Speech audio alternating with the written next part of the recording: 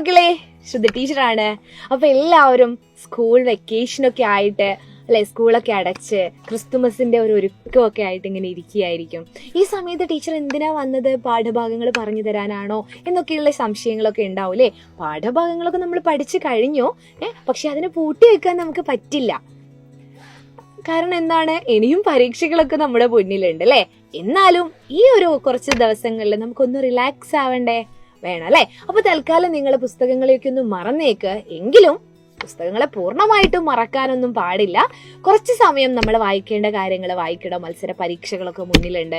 അതൊക്കെ കണക്കാക്കി നമ്മൾ എന്ത് ചെയ്യണം? വായന മുടക്കാതിരിക്കണം. അപ്പൊ പാഠപുസ്തകം വായിക്കുന്നതിന്റെ ഒപ്പം തന്നെ നമുക്ക് വായിക്കാൻ നമ്മൾ കണ്ടെത്തേണ്ട ചില പുസ്തകങ്ങളുണ്ട് അല്ലെ. ആ വായനയെ നമ്മൾ കൂട്ടുപിടിക്കണം. എന്തിനു വേണ്ടിയിട്ടാ? യെസ്, വായന എന്ന് പറയുന്നത് ഒരു ലഹരിയാണ് കേട്ടോ. അപ്പൊ വായനയെ നമ്മൾ എന്ത് ചെയ്യുക? നമ്മളിലേക്ക് കൊണ്ടുവരാൻ വേണ്ടിയിട്ട് കുറച്ചായിട്ട് നമ്മൾ വായനയൊക്കെ തുടങ്ങേണ്ട സമയം അതിക്രമിച്ചിട്ടുണ്ട്. എനിക്കറിയാം പലരും ചെറിയ ക്ലാസ് മുതലേ വായിച്ചൊക്കെ തുടങ്ങുന്നുണ്ട് എന്ന്. ഇതുവരെ വായനയൊന്നും തുടങ്ങാത്തവരോടാണ്, പുസ്തകങ്ങളുമായിട്ട് കൂട്ടുകൂടാത്തവരോടാണ് ടീച്ചർക്ക് പറയാനുള്ളത്. വായനയെ നിങ്ങളോട് ചേർത്ത് പിടിക്കുക. നിങ്ങളുടെ ജീവിതത്തിന്റെ ഒരു ഭാഗമാക്കി വായനയെ മാറ്റുന്ന സമയത്ത് വായന വല്ലാത്തൊരു ലഹരിയായി മാറും. നിങ്ങൾക്ക് എന്തൊരു സ്ട്രെസ് ഉണ്ടെങ്കിലും, എന്തൊരു ടെൻഷൻ ഉണ്ടെങ്കിലും, എന്തൊരു പ്രശ്നം ഉണ്ടെങ്കിലും നിങ്ങൾ എന്ത് ചെയ്യുക? ഒരു പുസ്തകം കയ്യിൽ പിടിച്ച് ഒരു 2 പേജ് വായിക്കുമ്പോൾ അതിൽ നിന്ന് കിട്ടുന്ന ഒരു റിലീഫ് അതൊന്ന് വേറെ തന്നെയാണ് കേട്ടോ. അപ്പൊ ടീച്ചർ എന്തായി പറയുന്നതെന്നൊക്കെ നിങ്ങൾക്ക് തോന്നും. പക്ഷെ നിങ്ങൾക്ക് അത് എക്സ്പീരിയൻസ് ചെയ്യണമെങ്കിൽ നിങ്ങൾ എന്ത് ചെയ്യണം? അത് എക്സ്പീരിയൻസ് ചെയ്യാൻ വേണ്ടിയിട്ട് നിങ്ങൾ വായിച്ച് തുടങ്ങണം ഇഷ്ടമുള്ള പുസ്തകങ്ങൾ. നിങ്ങൾക്ക് ബഷീറിനെ വായിച്ചു തുടങ്ങാം അല്ലേ. ബഷീറിനെ വായിച്ചു തുടങ്ങുമ്പോൾ നിങ്ങൾക്ക് എന്താണ്, വല്ലാത്തൊരു റിലാക്സേഷൻ കിട്ടും. കുറേ തമാശ കഥകളൊക്കെ വായിക്കണം എന്നുള്ളതാണെങ്കിൽ, തമാശ മാത്രമല്ല കേട്ടോ, വളരെ രസകരമായിട്ടുള്ള രീതിയിലാണ് ബഷീർ നമ്മളോട് കഥ പറഞ്ഞു തുടങ്ങുന്നത്. കാരൂറിൻ്റെ കഥകൾ വായിക്കാം. ഇനിയിപ്പോൾ ഇതൊന്നുമല്ല, എനിക്ക് കുറേ ചരിത്ര കഥകളൊക്കെ അറിയണം, പുരാണങ്ങളൊക്കെ അറിയണം എന്നുള്ളതാണെങ്കിൽ അത്തരത്തിലുള്ള കുട്ടികൾക്ക് വേണ്ടിയിട്ടുള്ള പുസ്തകങ്ങളുണ്ട്.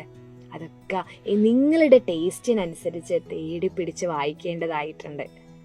അപ്പോൾ വായന ഒരു ഭാഗത്ത് നടക്കുന്ന സമയത്ത് നമ്മൾ മറ്റൊരു കാര്യവും കൂടെ ചെയ്യുക. ഇന്ന് വായിക്കുന്ന കാര്യങ്ങൾ, ഇനിയിപ്പോൾ അന്നന്ന് ചെയ്യുന്ന കാര്യങ്ങൾ ഒരു ഡയറി ആയിട്ട് എഴുതി വെക്കുക. എപ്പോഴും ആവർത്തിച്ച് പറയുന്ന ഒരു കാര്യമാണ് ടീച്ചറെ, ഡയറി എന്ന് പറയുന്നത് നിങ്ങൾക്ക് കുറേ വലുതായി മാറുന്ന സമയത്ത്, അല്ലെങ്കിൽ നിങ്ങൾ കുറേ വലുതാകുന്ന സമയത്തും ഈ ഒരു ഡയറി നിങ്ങളുടെ ചിരിപ്പിക്കുകയും ചിന്തിപ്പിക്കുകയും ഒക്കെ ചെയ്യും. ഒരു രസമാണ്. കുറേ മുന്നേ എഴുതിയ ഒരു കാര്യം പിന്നീട് വായിക്കുന്ന സമയത്ത് അതിൽ നിന്ന് നമുക്ക് ഒരുപാട് കിട്ടാനുണ്ട്. അപ്പൊ ഡയറി എന്ന് പറയുന്നത് നിങ്ങൾ മറക്കാതെ എഴുതി വെക്കുക കേട്ടോ. പിന്നെ ഒന്ന് ടീച്ചർക്ക് പറയാനുള്ളത്, നിങ്ങൾക്ക് ക്യാമ്പുകൾ, സ്കൂളുകളിൽ ക്യാമ്പ് ഉണ്ടാവും, അതുപോലെ നാട്ടിൽ ക്യാമ്പ് ഉണ്ടാവും, എന്തെങ്കിലുമൊക്കെ ക്ലാസ്സുകൾ ഉണ്ടാവും, കുഞ്ഞു ക്ലാസ്സുകൾ. അതൊക്കെ നിങ്ങളെ എന്ത് ചെയ്യാൻ വേണ്ടിയിട്ടാണ്? നിങ്ങളെ ആ പഠനത്തിൻ്റെ ഭാരത്തിൽ നിന്നും, പഠനം ഭാരമൊന്നുമല്ല, പക്ഷെ എന്നും സ്കൂളിൽ പോയിട്ട് പഠിച്ച് കാര്യങ്ങൾ വന്ന് ചെയ്യുന്നതിലപ്പുറം നിങ്ങളെ മറ്റുള്ള കുട്ടികളായിട്ട് ഇടപഴകാൻ വേണ്ടിയിട്ട് ഒരു സോഷ്യലൈസേഷൻ, സൊസൈറ്റി ആയിട്ട്, സമൂഹമായിട്ട്, മറ്റുള്ള കുട്ടികളായിട്ട് മിങ്കിളാകാൻ വേണ്ടി നിങ്ങൾക്കൊരു ക്യാമ്പിനൊരു അവസരം കിട്ടുകയാണെങ്കിൽ അതൊരിക്കലും നിങ്ങൾ മിസ്സാക്കരുത്. ക്യാമ്പ് എന്ന് പറയുന്നത് അടിപൊളി ഒരു എക്സ്പീരിയൻസ് ആണ്. അപ്പോൾ മറ്റൊരു കാര്യം ക്യാമ്പാണ്. ക്യാമ്പിൻ്റെ എവിടെന്നെങ്കിലും ഒരു അവസരം നിങ്ങൾക്ക് വരികയാണെങ്കിൽ അത് 2 ദിവസം ആയിക്കോട്ടെ, 4 ദിവസം ആയിക്കോട്ടെ, 3 എത്ര ദിവസം ആയിക്കോട്ടെ, നിങ്ങൾ ആ ക്യാമ്പിൽ പങ്കെടുക്കുക. നിങ്ങൾ മറ്റൊരാളായിട്ട് മാറുന്നത് നിങ്ങൾക്ക് ഫീൽ ചെയ്യും കേട്ടോ. പിന്നെ എന്താണ്, പിന്നെ നിങ്ങളുടെ വീട്ടിലെ പറമ്പും ഒക്കെ നിങ്ങൾ കാണാത്ത കുറേ ആയിട്ടുണ്ടാവും. രാവിലെ സ്കൂളിൽ പോകും, വൈകുന്നേരം വിട്ട് വരും, അതിൻ്റെ ഇടയിൽ ട്യൂഷൻ, അത് ഇത് പഠനമൊക്കെ ആയിട്ട്. ഈ ഒരു വെക്കേഷൻ സമയത്ത് നിങ്ങൾ നിങ്ങളുടെ വീടിൻ്റെ ചുറ്റുപാടും ഒന്ന് കണ്ണോടിക്കുക. വീട്ടിൽ വന്ന് കയറാറുള്ള, അല്ലെങ്കിൽ വീടിൻ്റെ പരിസരത്ത് വരാറുള്ള പക്ഷികളെ നിങ്ങളൊന്ന് നിരീക്ഷിക്കുക. അതൊക്കെ മനസ്സിന്, കണ്ണിന് ഒരു കുളിർമ തരും.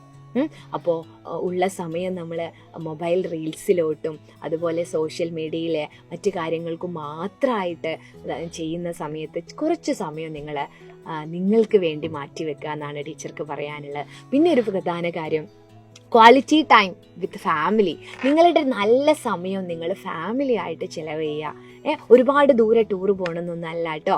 നിങ്ങൾ ഒന്നിച്ചിരുന്ന് ഭക്ഷണം കഴിക്കുക, വീട്ടിൽ പ്രായമുള്ളവരായിട്ട് കഥകളൊക്കെ പറയുക, നിങ്ങളെ സ്കൂളിലെ രസകരമായ കാര്യങ്ങൾ അവരുമായിട്ട് പങ്കുവെക്കുക. അങ്ങനെ ഒരുപാട് കാര്യങ്ങൾ നിങ്ങൾക്ക് ചെയ്യാനുണ്ട് എന്നാണ് ടീച്ചർ ഓർമ്മപ്പെടുത്തുന്നത്. അത് വെക്കേഷനൊന്നും അല്ല, ഡെയിലി ചെയ്യാൻ പറ്റുന്ന കാര്യങ്ങളാണ്. പക്ഷെ നിങ്ങൾക്ക് സമയമില്ല, അത് നിങ്ങൾ പറഞ്ഞിട്ട് കാര്യമില്ല. മക്കൾക്ക് ഒരുപാട് ക്ലാസ്സുകളും കാര്യങ്ങളൊക്കെ ഉള്ളതാണ്. അപ്പോൾ എനിക്ക് പറയാനുള്ളത്, നിങ്ങളൊന്ന് കണ്ടെത്തുക.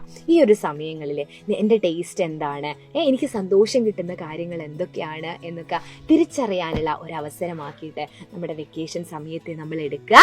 അപ്പോൾ വെക്കേഷൻ അടിപൊളിയാവട്ടെ, എല്ലാവർക്കും നല്ലൊരു ക്രിസ്തുമസ് ഉണ്ടാവട്ടെ. അതിനിടയിൽ മറക്കാതെ നമ്മുടെ പാഠപുസ്തകങ്ങളെയും അതുപോലെ മടക്കി വെക്കാതെ ആ പാഠപുസ്തകങ്ങളെയും ഒന്ന് തൊട്ട് തലോടുക എന്ന് പറഞ്ഞാൽ ഒന്ന് തൊട്ട് നോക്കി അങ്ങ് പോവാന്നല്ല കേട്ടോ.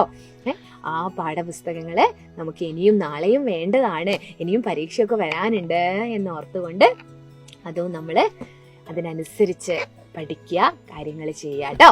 അപ്പോൾ എല്ലാവർക്കും സ്നേഹാശംസകൾ. ഹാപ്പി ഹാപ്പി ഹാപ്പി ആയിട്ടുള്ള ഒരു വെക്കേഷൻ ആവട്ടെ, ഒരു ഒഴിവുകാലം ആവട്ടെ എന്ന് ആശംസിക്കുന്നു. ശ്രുതി ടീച്ചറാണ്. അടുത്ത ക്ലാസ്സിൽ കാണാം കേട്ടോ.